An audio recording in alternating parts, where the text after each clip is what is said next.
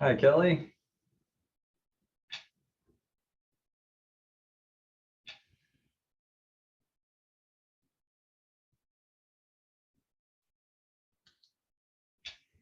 Good afternoon, folks. This is Shane Tedder. I'm gonna kind of wait just another minute or two to make sure folks have found their way to the breakout sessions they want to be in, and then I'll get started.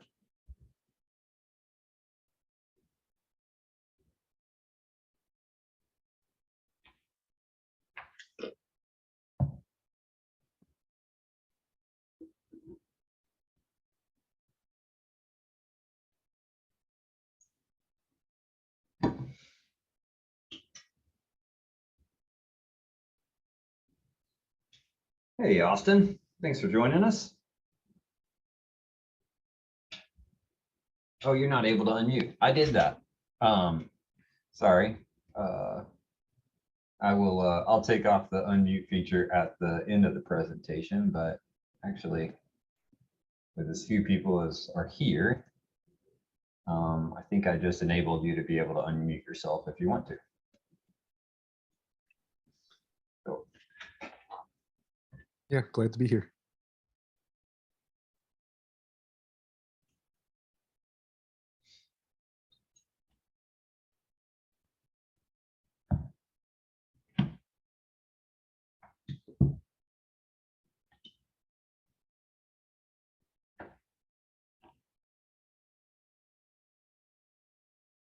Well, great. Good afternoon, folks. We'll go ahead and get started. Fantastic event so far, and have loved the speakers that I've heard, and I appreciate you choosing this breakout session for the first of your two 20-minute rapid fires.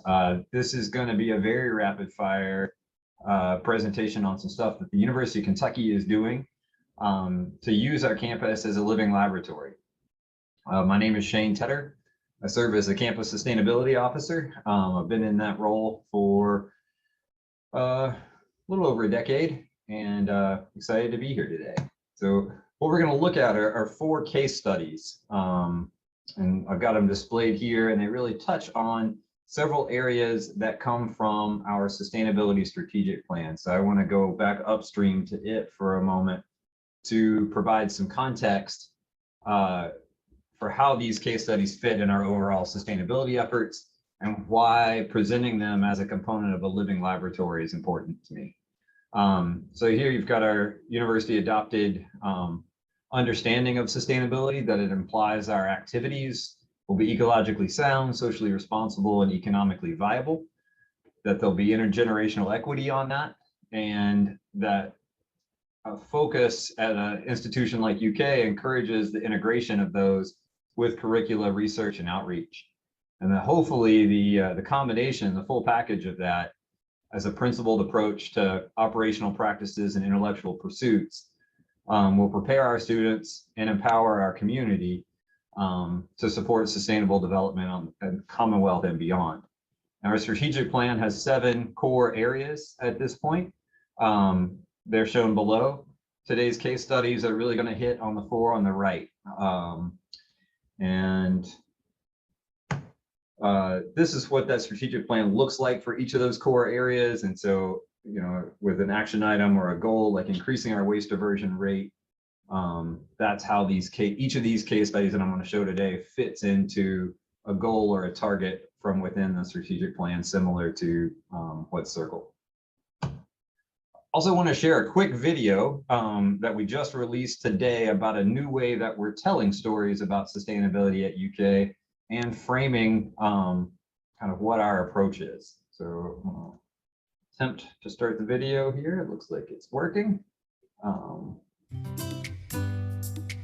Sustainability is not just about the environment. It's about the future, our future. This is Wholesome, a platform designed to inspire, inform, and motivate our university to engage with sustainability in ways that uplift our community and protect our environment. Together, we are resilient, strong, and unrelenting in the face of economic challenges. Together, we can build rapport and valorize our community, making human rights, social justice, and equity a vital part of our mission. And together, we will renew the natural world, redoubling our commitment to the environment through innovation, research, and advocacy. Challenges are evolving, and we are rising to meet the moment. Join the conversation today. It takes all of us. It takes all of us. It takes all of us.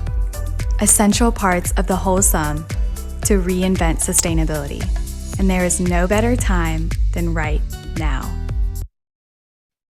So kind of an exciting take. We released that video earlier today, and Wholesome is a blog platform where we'll be telling these stories, and the 4 case studies I'm going to provide today will, if they're not already there, will become components of that site. So again, 4 case studies. I'm going to start with food waste recovery. I think the environmental, the potential negative implications of food waste, both at an environmental and social level, are not going to be my focus, but there is a lot of depth to both of those in terms of the potential negative impacts of wasting 40% of the food that's produced. I want to note that UK does have some incredible programs focused on redirecting potentially wasted food to address food insecurity. Many of these are student-led. I'm not going into great detail on those today, but if there is interest in more information on those, I'm happy to provide it either in the Q&A or in follow-up. What I want to focus on today is really the composting partnership that we've developed over the last few years, and walk through how it works stepwise. It launched in 2019, as you can see on the far left there, at Champion's Kitchen, and continues through some expansions that I'll get to today. But our work to develop a functional, scaled up composting program really maybe even predates my start in 2009. We have been overcoming and addressing challenges in it for a long time, and we're finally able to launch a program that we were felt like it was at the appropriate scale just a little over, well, almost 2 years ago this month. So it started with the privatization of UK dining as an opportunity. This is in 2015. We had to design new residential dining facilities. This is one of those 2 facilities. It's called the Fresh Food Company. The other is Champion's Kitchen. And so if you have a meal plan at UK, these are the places where you can swipe your student ID or your faculty ID and have an all you care to eat dining experience. So before we ever broke ground on these facilities, we were designing them to eliminate future barriers to being able to divert food waste and making them a zero waste facility. We did this in a number of ways, but we started by taking out trays. And so, eliminating the ability to overserve yourself. We also have portion control in that almost all of the food is served by staff who are serving it based on a nutrition-based portion. You can always go back for more, but you can't initially give yourself 35 chicken tenders. We use real plates, real bowls, real silverware, and I'm speaking in a pre-pandemic context now, and a post, a post-vaccine pandemic situation where we'll get back to operating that way. These last 15 months have been very challenging, and there's been a lot of waste generated in the way that we serve food on this campus. So, so in normal times, we will have real plates, real silverware, real cups, no lids, no straws, no individual condiment packages, everything served out of pump stations in bulk as a way of eliminating potential contamination to compost in the facility. And then we've got a dish line that you can see there on the right side of the screen, where students take their dishes, and from there, the dishes travel to the back of the house where this dish line is staffed, and plates, all the things that we want to keep and wash are pulled off and loaded into an industrial dishwasher. Everything else, napkins included, because those are unbleached brown paper, is washed down a trough and comes out of this pulper which is basically a giant under sink garbage disposal that chops it up and dewaters it, and dumps it out into this this container for food waste only. Ends up looking like coleslaw or rabbit food. And the pulping process accelerates the composting process because it generates more surface area per food particle for the biotic reactions to occur on. And we're able to do, we don't pull out any food type. So we do meats, we do bones, we do oils and dairies. It all goes into this process and works pretty well. From there, these carts are taken to outside the facility where we've got a hydraulic lift that dumps them into the back of a dump truck that takes them to one of the university's research farm. And there you see a giant pile of this rabbit food coleslaw being dumped out on the ground.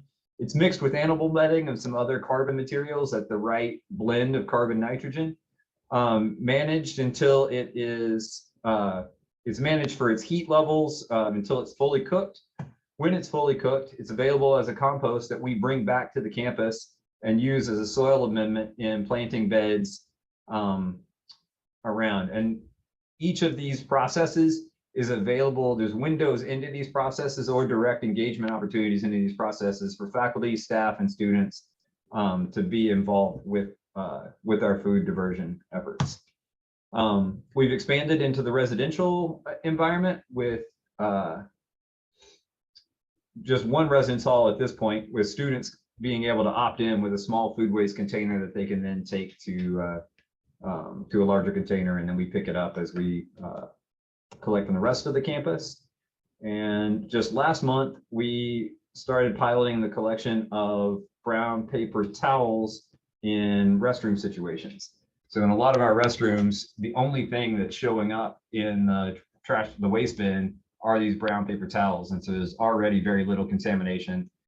So we've started to collect there. We're also getting coffee grounds from most of the campus Starbucks, and including in this food waste effort. Man, this time period goes by really fast. So we may not make it through all 4 case studies, but we'll do our best. The next I want to go through is bicycles as transportation. This is run by our campus transportation services. This is their website. I want to point out something that I'm really proud of them for. A lot of places will refer to bicycles or buses as alternative transportation. And our transportation department has embraced them just as one of the transportation options. And so you'll see along the top bar of the website there that bikes, walking, ride share, and buses are just part of the menu of options and not tucked away somewhere under an alternative label. We have a campus bike shop that's available to our students. It's open 5 days a week. It is free. It's available to faculty, staff, and students, I should say. And there are trained student staff that work there that will help you fix any problem that you've got with your bicycle. That's also where our campus bicycle library is based out of. So there is a fleet of more than 300 bikes available to faculty, staff, and students on campus that are checked out for various periods of time. But if you're a first-year student and you elect not to bring a vehicle with you, we'll give you a bike for the whole year. And then if you just need a bike for a couple days, there's options for that as well. So it really ranges from a full year to short periods of time. We're in the process of developing a new bicycle master plan. This is a crowdsourced map of problems and things that people like and routes that need to be developed. And then we have some great incentive programs aimed at helping people switch at least some of their trips from single occupancy vehicle to bike. And the most impressive of those is a bicycle voucher program that if you've had a parking permit in the previous or for the previous 12 months and you're willing to give it up for the next 2 years, we will provide you with a $400 voucher that can be used at a local bike shop to set up your gear. We also have a program that's just set up to, if you want to give up your parking permit for a year, you're an employee, we will pay you $200 for that year to not get a parking pass. The reason we do that is that building parking is incredibly expensive, both in terms of opportunity lost and financial cost. So surface parking lots are better used to meet our mission with student-focused facilities or green spaces or research, and they're also very expensive. So surface spots cost us about $6,000 to build, and garage spots cost 3 to 4 times that, more than $20,000 a spot to build. So exciting stuff happening on the bike front. And I think given the speed of these breakouts, I'm going to pause there on my last two and just open it up, Kelly, to you and Austin to see if you have any questions before I launch into another one, because I think I have to kick you out of here in 4 minutes. Oh, well, this is great. I love getting an overview of what's going on with the Office of Sustainability. One of the questions I was just thinking in general, what do you think the greatest opportunities are at UK or on campus to have the most positive impact on reducing our carbon footprint or greenhouse gas footprint? Well, the biggest opportunity is in our purchased electricity. Mm-hmm. That makes up about 2/3 of our footprint, and we buy 99.999% of our electricity from Kentucky Utilities. Kentucky Utilities has a grid mix that's 87% coal, 12% natural gas, and then very minuscule amounts of hydro and solar. So our electricity grid is very carbon intense. And so any changes we can make there will have the biggest impact, kind of moving the needle on the university's footprint. We have a target of a 25% reduction by 2025, and we're in the process of resetting our targets for 2030, and we want to be in line with those that the US announced today, which is a 50% reduction by 2030.